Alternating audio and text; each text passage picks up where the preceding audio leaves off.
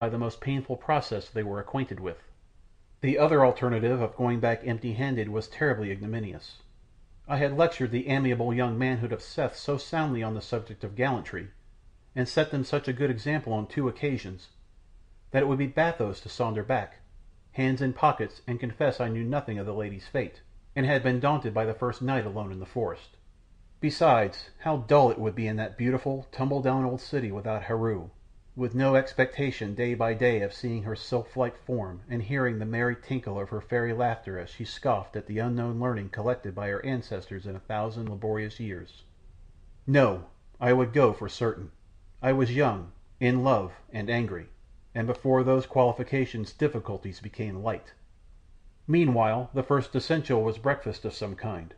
I arose, stretched, put on my half-dried clothes, and mounting on a low hummock on the forest edge looked around. The sun was riding up finely into the sky, and the sea to the eastward shone for leagues and leagues in the loveliest azure, where it rippled on my own beach and those of the low islands noted overnight. A wonderful fire of blue and red played on the sands as though the broken water were full of living gems. The sky was full of strange gulls with long forked tails, and a lovely little flying lizard with transparent wings of the palest green, like those of a grasshopper, was flitting about picking up insect stragglers. All this was very charming, but what I kept saying to myself was, streaky rashers and hot coffee, rashers and coffee and rolls, and indeed, had the gates of paradise themselves opened at that moment, I fear my first look down the celestial streets within would have been for a restaurant. They did not, and I was just turning away disconsolate when my eye caught, ascending from behind the next bluff down the beach, a thin strand of smoke rising into the morning air.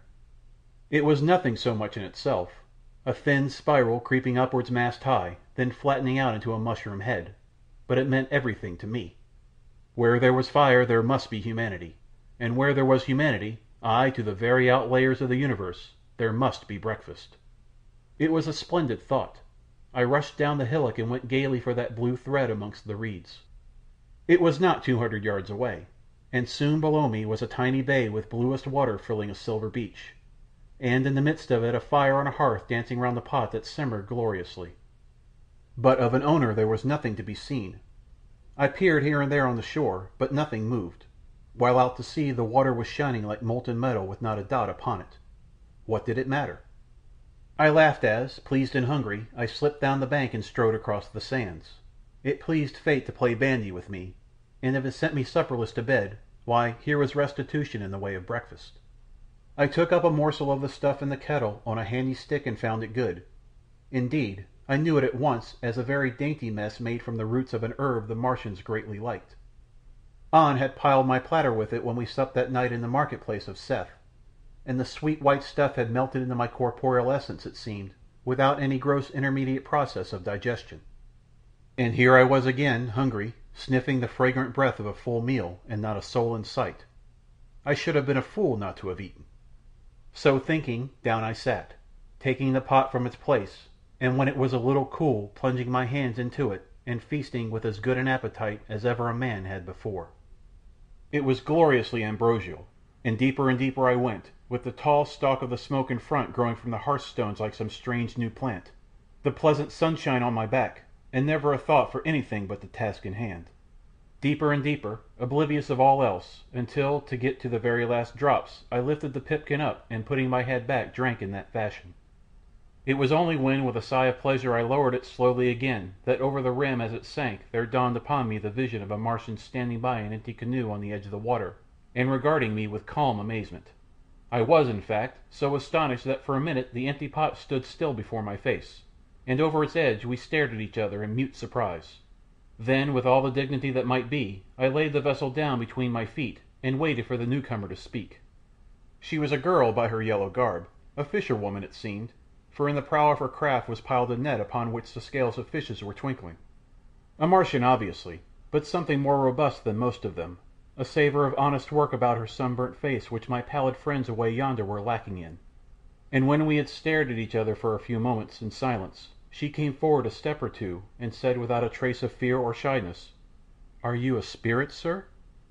"Why," I answered, "about as much, no more or less, than most of us." "Ay," she said, "I thought you were, for none but spirits live here upon this island. Are you for good or evil?" "Far better for the breakfast of which I fear I have robbed you, but wandering along the shore and finding this pot boiling with no owner, I ventured to sample it, and it was so good my appetite got the better of manners." The girl bowed, and standing at a respectful distance asked if I would like some fish as well. She had some, but not many, and if I would eat she would cook them for me in a minute.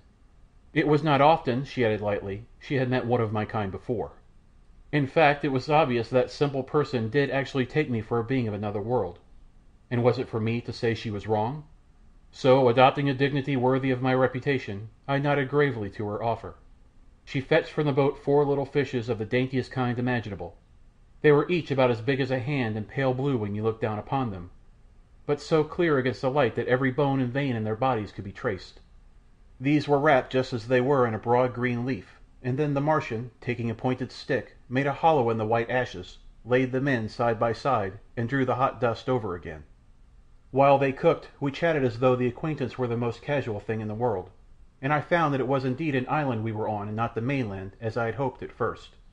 Seth, she told me, was far away to the eastward, and if the woodmen had gone in by their ships they would have passed round to the northwest of where we were. I spent an hour or two with that amiable individual, and, it is to be hoped, sustained the character of a spiritual visitant with considerable dignity.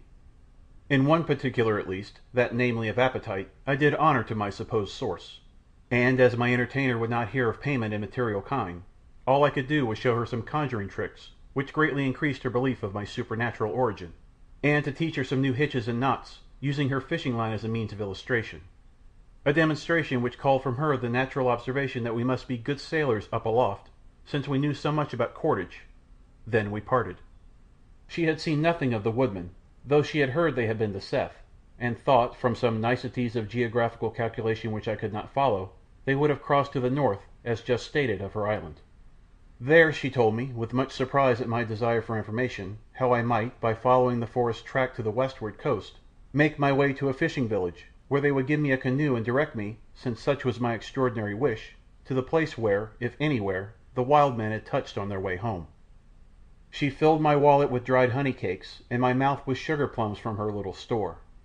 Then down on her knees went that poor waif of a worn-out civilization, and kissed my hands in humble farewell. And I, blushing to be so saluted, and after all but a sailor, got her by the rosy fingers and lifted her up shoulder high, and getting one hand under her chin, and the other behind her head, kissed her twice upon her pretty cheeks. And so, I say, we parted. End of Chapter 9. Recording by James Christopher. jxchristopher@yahoo.com